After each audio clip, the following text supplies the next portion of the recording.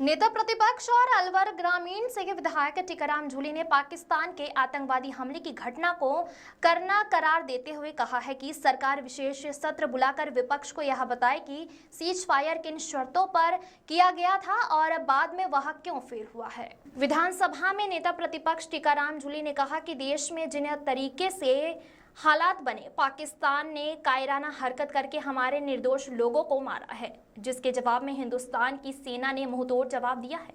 सरकार के द्वारा यह एक ऐतिहासिक काम किया गया है।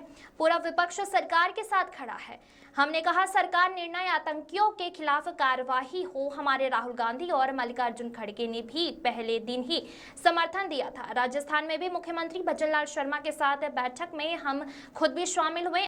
सरिस्का में चल रहे आंदोलन को लेकर जब संजय शर्मा और केंद्र में भूपेंद्र यादव मंत्री बने, तब मैंने सोचा था कि यह आंदोलन खत्म हो जाएगा, लेकिन अभी भी ग्रामीणों को अपने हक के लिए लड़ना पड़ रहा है। वहीं एलिवेटेड रोड की बात की जाए तो अब तक एलिवेटेड रोड के निर्माण जैसा कुछ सामने नहीं आया है। मेरी सरकार से मांग है कि जनता की समस्याओं के बारे में ध्यान दिया जाए और उनसे वार्ता करके उन्हें हल किया जाए। मनीष अरोड़ा की खास रिपोर्ट। जिनके अंदर सीज फायर किया गया और अमेरिका की इसके अंदर क्या भूमिका रहेगी, इन सारी चीजों को लेकर हमने अपनी बात रखी है। कल एआईसीसी की तरफ से पायलट साहब ने प्रेस कॉन्फ्रेंस भी की थी और हम चाहते हैं कि जो भी बात है वो जनता के सामने आनी चाहिए। जो तो पहले भी हुआ, लेकिन ये आज पूरा देश इस ओर देख रहा है कि एक वो समय था जब अमेरिका ने अपना 7वां बेड़ा रवाना कर दिया था।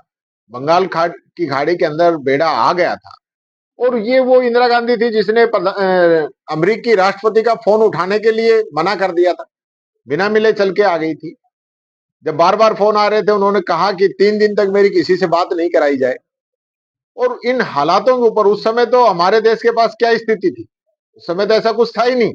उन सब के बावजूद इंदिरा जी को आयरन लेडी का खिताब तभी मिला और खुद भारतीय जनता पार्टी के पूर्व प्रधानमंत्री अटल बिहारी वाजपेयी जी ने उनको दुर्गा का अवतार कहा था। तो निर्णय लिया था, देश झुका नहीं था, पाकिस्तान को झुकाया था, 92,000 सैनिकों के घुटने टिका दिए थे। ऐसा निर्णय इंदिरा जी का था और पूरी दुनिया का भूगोल बदल दिया, बांग्लादेश को अलग राज्य अलग देश बना दिया। तो ये इंदिरा जी जैसी जो शख्सियत थी, आज पूरा देश यही जानना चाह रहा था कि क्या लगातार जो आतंकी घटनाएं पाकिस्तान हमारे यहाँ पे करवा रहा है, आतंकियों को पनाह दे रहा है, उस पर हमारा देश कोई कार्रवाई करेगा।